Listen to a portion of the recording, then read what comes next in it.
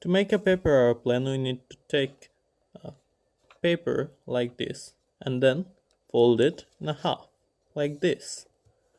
Now we need to find the middle of this paper, so we'll fold it in another half like this. We are doing this so that the middle of the picture, the middle of the paper is found correctly so that it aligns correctly.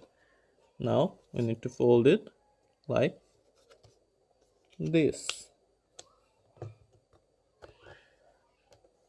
And again on this side, we need to do that step again.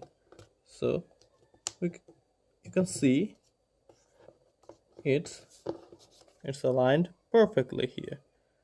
Now what we need to do is fold it in another half like this.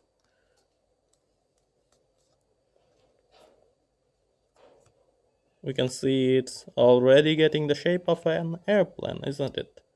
Now we need next it's your choice how you want to make your plane look like. If we want to make it look like this, then we have to fold it from here. But if we want to look it a little bit different, so we can fold it from here like this.